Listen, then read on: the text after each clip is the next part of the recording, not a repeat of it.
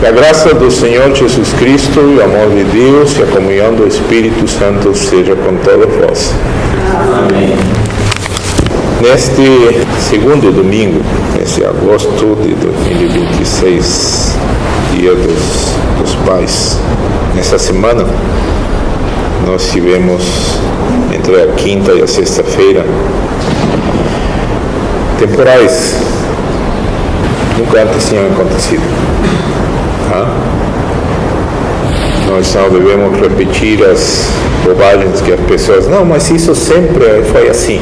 Sempre foi assim, nada. Você pode conversar com os antigos, lá nos fundões, nas grotas, como se fala, e nenhum gaúcho lembra de ter tido coisas como a que hoje estamos vivendo. Não se tem memória de coisas assim. Já em 2024 se viram inundações, subida dos rios, que nem sequer na Amazônia. E eu vivi 14 anos na Amazônia, eu vi. Lá é normal, todo ano, os rios descerem e subirem. O Rio Negro em Manaus, por exemplo, tem geralmente 15, 17 metros de subida. Manaus fica nas beiras do rio, na beira esquerda do Rio Negro. E essa subida do rio acontece porque o rio Amazonas sobe. Tudo isso, sim, sobe tudo isso. Isso é normal lá. E nós vimos aqui subida de rios que nunca aconteceram e que cobriram, por exemplo, prédios de 4 andares. Só que isso aconteceu em 2024 e hoje, quando a gente fala, parece que é mesmo. Vocês não viram nos filmes, né? Houve vídeos de gente que perderam tudo porque os rios subiram. Sempre foi assim. Nunca foi assim. Ninguém ia ser doido sabendo que o rio ia subir tudo isso, de construir igrejas, de construir cidades inteiras, sabendo que o rio cobriria. Então nunca foi assim. Por que estou dizendo isso? Imaginemos quando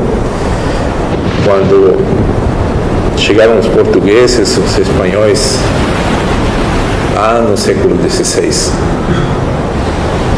Algum índio, algum nativo da América tinha ideia do que era uma bala? Ninguém. Eles conheciam perfeitamente as flechas, flechas curtas, flechas compridas, flechas para simplesmente atordoar, flechas para perfurar, as flechinhas, as setas que se usam nas sarabatanas. Eles conheciam essas armas. Eu vi nas tribos que eu conheci na Amazônia, essas armas deles são armas primitivas, comparadas com uma bala, são armas muito primitivas. Nenhum desses índios tinha ideia do que era uma bala. Quando chegaram os espanhóis, os portugueses, os europeus aqui, eles trouxeram esses armamentos e eles não tinham nem ideia do que essa coisinha podia produzir. A 100, 200 metros de distância. As flechas deles não alcançavam essas distâncias. Por que estou falando isso? Porque hoje nós também achamos que nós conhecemos as armas. Nós não temos nem ideia dos poderosos desse mundo que armas estão fazendo. Há décadas já se fala de uma tal de guerra climática. Por sinal, um dos traidores que era o vice-presidente do Brasil, chegou a falar que quando ele estava ensinando na Academia das Agulhas Negras, ele mencionou nas suas aulas a tal da guerra climática. Então eles sabem como a tal da guerra climática. Mas o que é isso? Quando a gente fala essas coisas, as pessoas pensam que nós estamos divagando, viajando na maionese, né? Falando de uma coisa que não existe, porque somente Deus controla o clima. Eu me pauto pelo que está escrito na palavra. Lá em Gênesis capítulo 11, quando aconteceu o quê? Gênesis 11 é a Torre de Babel. O que aconteceu? A terra era de um mesmo falar. E Deus decidiu dividir a sua língua para que um não entendesse mais a língua do outro. Por quê? Porque antes disso, Deus disse, a construção daquela torre, é só o início do que eles intentam fazer. Confundamos então a sua língua para que não se entendam um com o outro. Mas está aí em Gênesis 11 uma frase,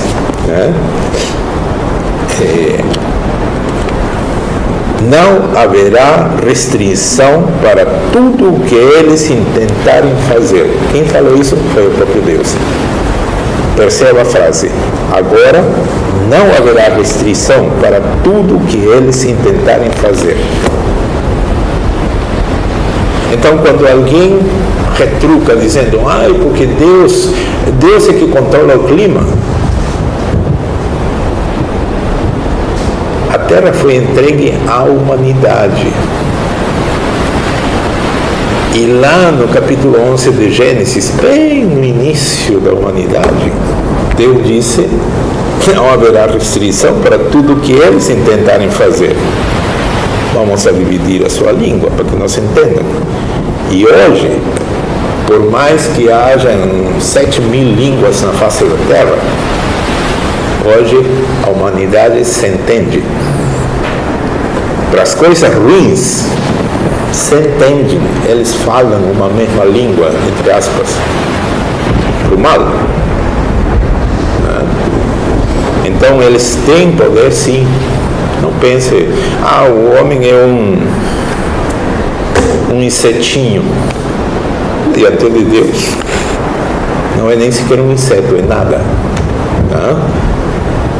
A palavra diz, vós todos sois menos do que nada, como um vácuo. Isso está escrito em Isaías. Mas intentando mal, eles podem fazer. Por isso nós temos visto essas alterações. E aí incutem no povo que a alteração climática é culpa do povo. É porque vocês são muitos. Peraí, vocês são muitos, então quer dizer... aí começa a cair a ficha. Tem um grupo que quer se livrar da grande multidão.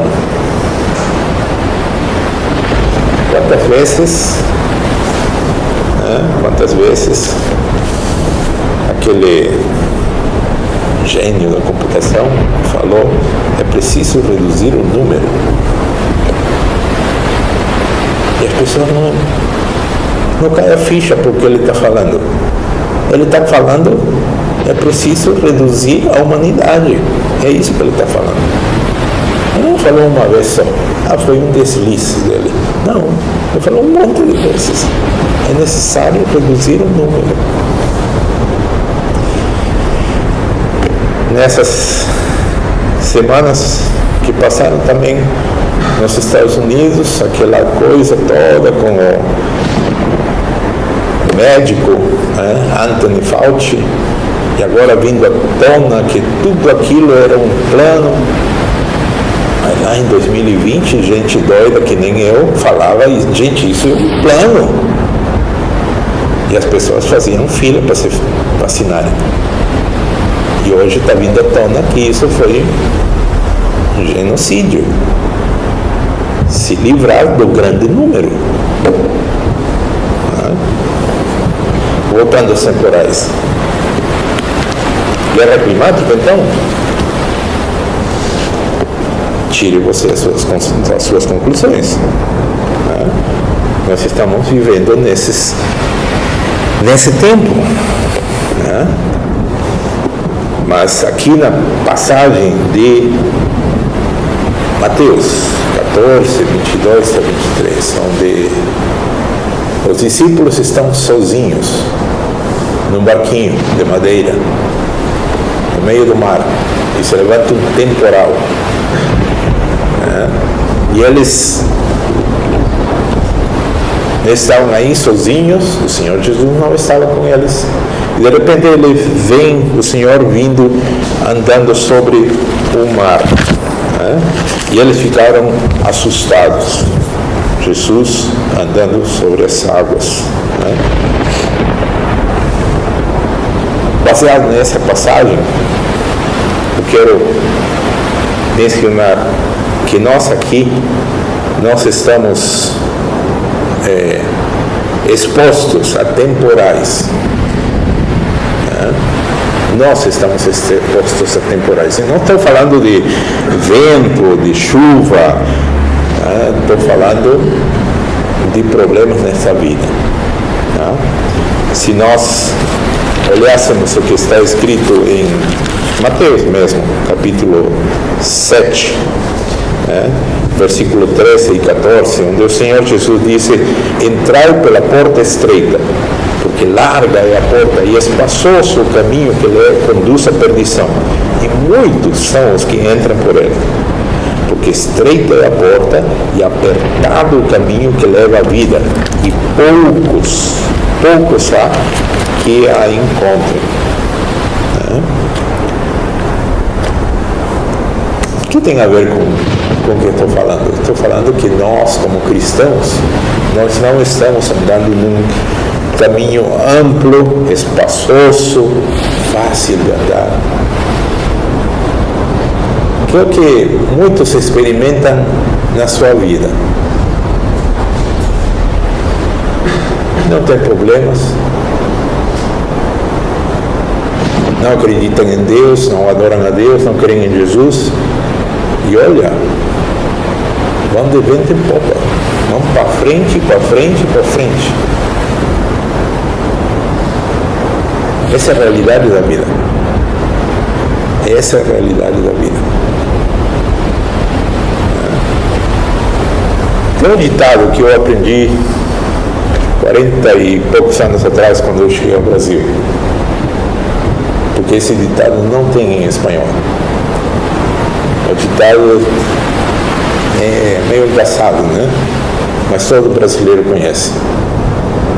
Parece que quanto mais rezo, mais assombração aparece. Quando eu cheguei ao Brasil, eu era um jovem. Eu achava engraçado esse ditado. Mais rezo, mais assombração aparece. Sempre era dito por gente que estava perto, assim, e parecia que cada vez mais apertava coisa para eles, né? É engraçado. Hoje eu penso e é o caminho estreito, apertado, não é fácil. Tem um dos Salmos onde disse: olha o caminho dos ímpios. O seu touro é forte, e gera e não falha. Mas o que tem a ver? Tem tudo a ver. Quando você depende do seu potreiro, quando você depende da sua plantação, tem tudo a ver.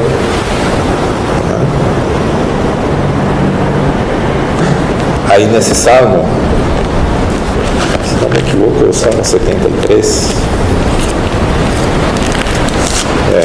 Esse salmo. Salmo 73. Versículo 8, são corrompidos e tratam maliciosamente de opressão, falam arrogantemente, põem as suas bocas contra os céus e as suas línguas andam pela terra. Né? Eis que esses são os ímpios, prosperam no mundo, aumentam em riqueza, versículo 12.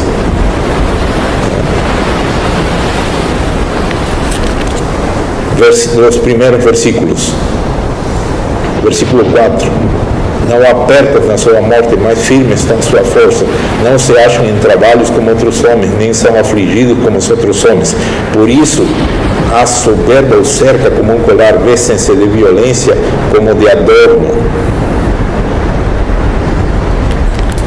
os olhos deles estão inchados de gordura, eles têm mais do que o coração poderia desejar. Por aí vai, descrevendo exatamente o que estou falando. Muitos nesse mundo estão assim, não creem em Deus, não creem em Cristo, não creem em nada, e parece que estão bombando, como se fala. Né? Mas a palavra do Senhor diz lá em Mateus 7, 13 e 14, de um caminho amplo, espaçoso. Quando ele está falando de um caminho amplo, espaçoso, está falando de facilidade na vida. Mas aí o Senhor disse, afirma, esse é o caminho que leva para a condenação, para a perdição. Mas se o outro caminho, a outra opção, é apertada, é difícil, é estreito, mas é o caminho que conduz para a vida, e poucos, não muitos, não uma multidão imensa, mas poucos são os que entram por esse caminho. Voltando para essa questão do temporal. Como cristãos, enfrentamos esses temporais, essas dificuldades. Assim, exatamente como os discípulos que estavam no barquinho, no meio do mar, e estavam enfrentando o temporal.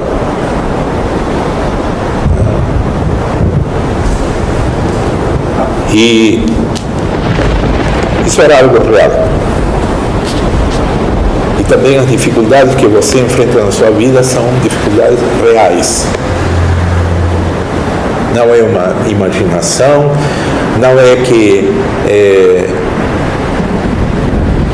deixa eu fazer uma oração por você e imediatamente, um segundo depois de ter dito amém, o seu problema desapareceu. Não.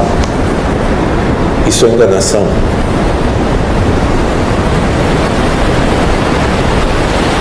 Quando eu falo isso, enganação, muitos falsos pregadores iludem as pessoas.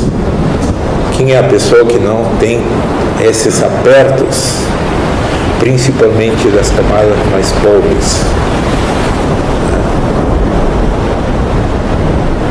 E abusam dessas pessoas, traga-se o dízimo de que o coitado nem emprego tem. Não, do que tiver. E a pessoa, nessa angústia de se ver livre dos seus problemas, reúne os trocadinhos que tem no bolso e coloca lá na oferta, para depois voltar a pesito para casa, enquanto esse pastorzão está num carro importado. É isso que acontece. Abusam dessas pessoas. O temporal que elas enfrentam é real, não é imaginação.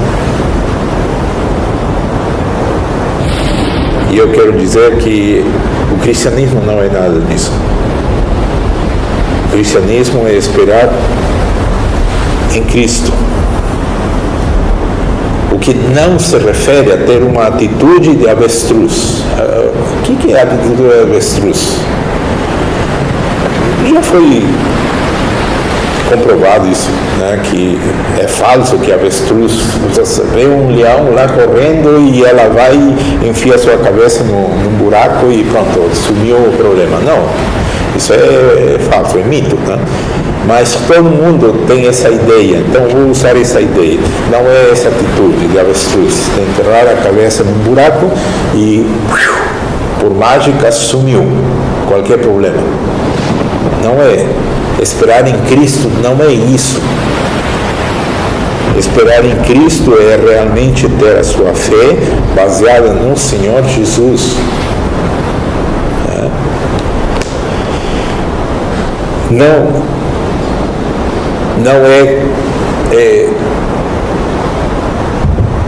uma ilusão, como eu falei. É ter a certeza que Ele está no controle, mesmo que ao redor o vento está batendo contra, as ondas estão balançando o barquinho da minha vida.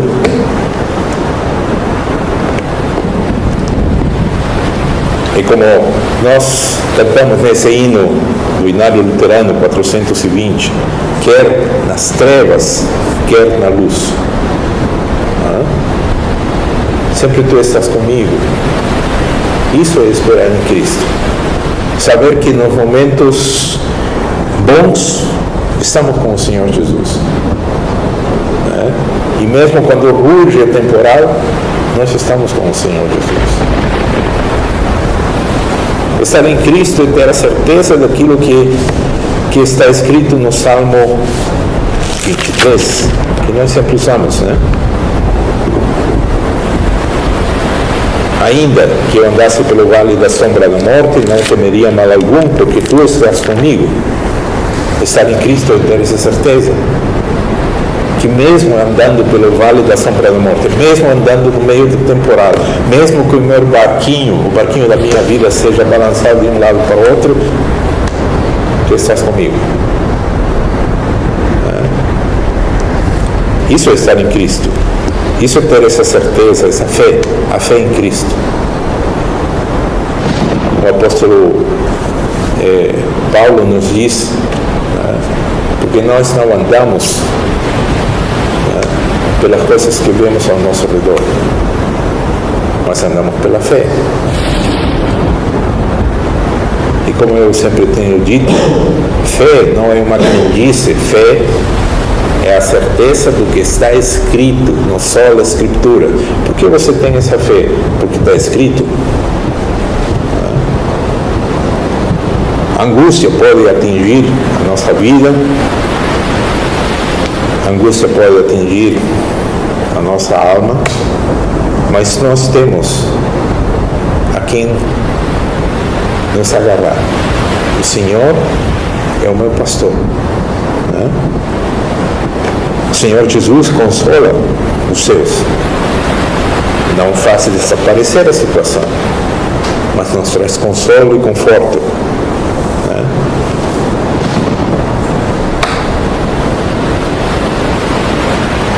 Nos dirige através do seu Espírito, que nos faz lembrar: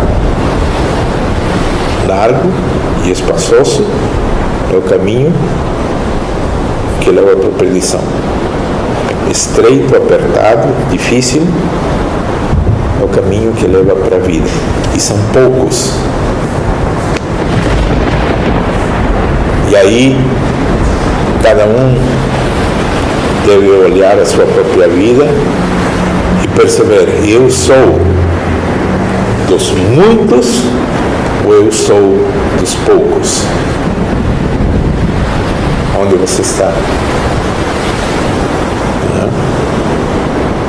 Quando o Senhor Jesus sobe ao monte e despede a multidão, essa multidão foi para suas casas. Certamente é temporal. Varreu a cidade. Enquanto o temporal varria a cidade e a cada um estava bem guarnecido na sua casa, tinha aqueles discípulos do Senhor que andavam com ele lá no meio do mar, num barquinho de madeira. Percebe? Havia os muitos e os poucos. Onde você está? Entre os muitos ou está entre os poucos? Quer nas trevas, quer na luz, o Senhor está conosco, Ele está conosco nos dias bons, nos dias maus. E aí nos dias bons nós devemos lembrar: quando está tudo bem, você é movido a orar. Então, essas orações são curtas. Senhor, muito obrigado. E isso quando alguém se lembra de agradecer. 10 leprosos, só um veio agradecer. Isso porque está num bem bom. Agora, quando no meio aperto, aí todo mundo lembra, nossa, essa é a nossa natureza. No meio do aperto, aí nós lembramos, oramos, insistimos na oração. Parece que Deus não nos escuta. Deus está escutando cada oração. O apóstolo Paulo ainda nos diz, porque nós não sabemos orar como convém. Não há cristão que possa dizer, eu sei. Se houver algum cristão verdadeiro que diz, eu sei orar, duvide. É um cristão que não precisa do Espírito Santo. O apóstolo Paulo, pelo contrário, nos ensina, porque ele se inclui nisso, nós não sabemos orar como convém, mas o Espírito Santo intercede por nós com gemidos inexprimíveis. Percebe? E é o Espírito que esquadrinha os corações. Então, quando estamos bem bom na nossa vida, na calmaria, num dia ensolarado, bonito, a gente faz poucas orações. No melhor dos casos, para agradecer, que nem aquele umzinho que veio agradecer, foram 10 os curados. E somente quando estamos no meio da temporada, aí clamamos ao Senhor, insistimos na oração. Mas na verdade devemos lembrar que quer nas trevas, quer na luz, Tu sempre estás com a gente. Essa deveria ser a nossa certeza. O Senhor está comigo, mesmo que eu um aperto que não consigo explicar, o Senhor está com a gente. E isso nos acompanha sempre, né? Devemos descansar, confiar no Senhor, né? E saber que Ele nos sustenta na aflição. E Ele está no barco, e daqui a pouco o mar vai se acalmar, o vento vai se acalmar. E assim como está registrado aí em Mateus 14, 33, aproximaram-se os que estavam no barco e adoraram-no, dizendo, és verdadeiramente o Filho de Deus. Se você acredita que o Senhor Jesus Cristo é verdadeiramente o Filho de Deus, não lhe estou fazendo um apelo para que pense que todos os problemas na vida, o temporal da sua vida, não existe. Não estou fazendo esse apelo. Estou dizendo, respire fundo, se acalme. Que a sua alma tenha paz, porque você está entre os poucos que acreditam. Tu és verdadeiramente o Filho de Deus. Que Deus nos dê essa tranquilidade, essa paz para enfrentar essa vida cheia de temporais, cheia de circunstâncias que muitas vezes não são naturais, são armas climáticas. Mas o Senhor Jesus disse, tende bom ânimo, eu venci esse mundo. Essa certeza nos acompanha hoje e sempre. Que o Senhor Deus conceda isso a cada um de vós. Amém.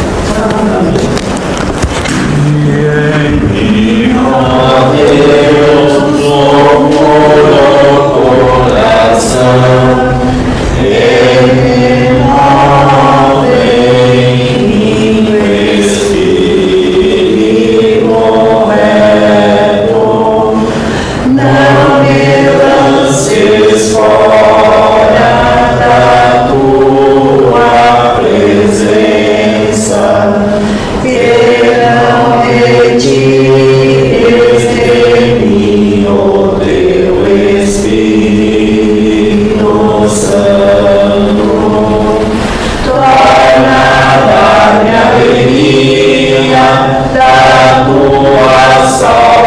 salvação.